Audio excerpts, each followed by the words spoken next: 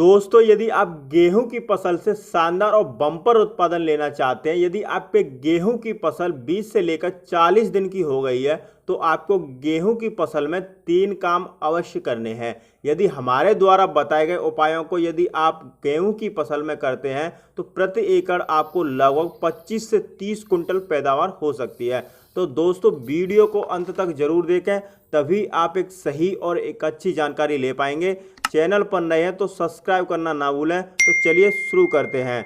दोस्तों हमें गेहूं की फसल में ज़रूरत के अनुसार उसमें पोषक तत्व तो डालने पड़ते हैं, तभी आप एक शानदार और बम्पर उत्पादन ले सकते हैं। किसान भाइयों, जब गेहूं की बुआई करते हैं उस टाइम सही मात्रा में खाद के बिना ही बुआई कर देते हैं। बहुत सारे इलाकों में गेहूं की बुआई सूखे में होती है, तो कई इलाकों में पलेवा करने के बाद बुआई होती है। गेहूं की बुआई कैसे और किस समय करें, इसके ऊपर बहुत सारी वीडियो पहले से ही मौजूद है, चैनल पर जाकर आप देख सकते हैं। लेकिन हम बात करने वाले हैं कि जब हम गेहूं में फर्स्ट पानी लगा देते हैं, गेहूं 20 से 25 दिन के हो जाते हैं, तो हमें कौन सी बातें ध्यान में रखना जरूरी हो जाता है। फर्स्ट बात यह है कि यह सही समय होता है जब खेत में खरपतवार निकलना शुरू होता है। फर्स्ट पानी लगाने के बाद तो हमें गेहूं के अंदर खरपतवार का उचित प्रबंध करना चाहिए, क्योंकि खरपतवार हमारी फसल को 30 से 40% तक कम कर सकते हैं।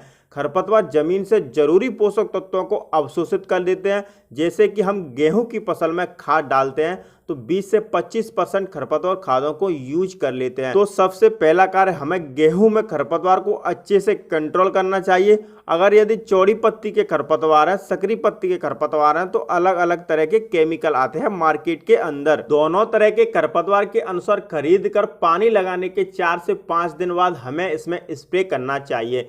स्प्रे करते समय ध्यान रखें कि सूखे खेत में स्प्रे ना करें, वरना गेहूं की फसल को बहुत ज़्यादा झटका लगेगा। या फिर सूखे में प्रयोग कर रहे हो तो आज स्प्रे किया है तो कल पानी लगा दो, या फिर पानी लगाने के 4 से 5 दिन बाद स्प्रे कर सकते हैं। खेत में नमी बढ़िया से हो ताकि गेहूं की फसल पर कोई इफेक्ट ना पड़े, इस चीज़ का हमें ध्यान रखना चाहिए। दूसरी बात यह होती है, जब हमारे गेहूं की फसल 30 से 40 दिन की हो जाती है तो बहुत सारे किसान भाइयों के कमेंट मिल रहे थे कि वो कह रहे थे कि हमारे गेहूं में फुटाव काफ़ी कम देखने को मिल रहा है, या हमारे गेहूं में ग्रोथ काफ़ी कम देखने को मिल रही है, गेहूं की बढ़वार रुक गई है, पौधे में हल्का पीलापन नजर आ रहा है। इन सारी समस्याओं के निम्न कारण हो सकते हैं। एक तो होता है मौसम अगर यदि साथ नहीं दे रहा है। जिन्होंने ज्यादा अंगेती गेहूं की बुआई की है उनको ज्यादा समस्या आती है गेहूं की फसल में, क्योंकि गेहूं को ठंड चाहिए होती है। टेम्परेचर कम ज़्यादा होने से गेहूं की फसल में हल्का पीलापन, पौधे की ग्रोथ रुक जाती है। और इसके अलावा दोस्तों पोषक तत्व हो गया जो एनपीके आते हैं, नाइट्रोजन, फास्फोरस, यूरिया, पोटास, यदि इनकी डेफिशिएंसी हो गई तो आपके गेहूं की फसल में ग्रोथ कम हो जाएगी, फुटाव भी कम रहेगा, गेहूं में ट्रिलिंग काफ़ी कम होगी। तो इसमें कृषि विशेषज्ञ यह कहते हैं कि आपने यदि बुआई के समय इनका प्रयोग कम किया है, तब आपको ग्रोथ को लेकर कोई समस्या आ रही है, तो आपको गेहूं की फसल 35 दिन से पहले ही आपको एनपीके 19-19 आता है, इसको आप 1 केजी प्रति एकड़ 150 लीटर पानी में घोलकर स्प्रे कर सकते हैं, जिससे कि पत्ते से पौधे को नाइट्रोजन, फास्फोरस की पूर्ति होगी, फसल की ग्रोथ बढ़ेगी, पौधे में फुटाव बढ़ेगा, आपको उत्पादन भी बहुत ज़्यादा मिलेगा। तीसरी बात का यह ध्यान रखना है कि हमारे फसल में 50 दिन के बाद नाइट्रोजन की आवश्यकता काफ़ी कम पड़ जाती है, तो यूरिया की डोज हमें 50 दिन से पहले यानी पहले व दूसरे पानी में यूरिया की मात्रा डालनी है, क्योंकि फसल की वेजिटेबल ग्रोथ 50 से 60 दिन के अंदर जितनी बढ़नी होती है वहां तक बढ़ जाती है। इसके बाद नाम मात्र की नाइट्रोजन की आवश्यकता पड़ती है फसल के अंदर, जो कि जमीन व अन्य खादों से पूर्ति हो जाती है। इसके अलावा दोस्तों आपको एक्स्ट्रा देने की जरूरत नहीं पड़ती है।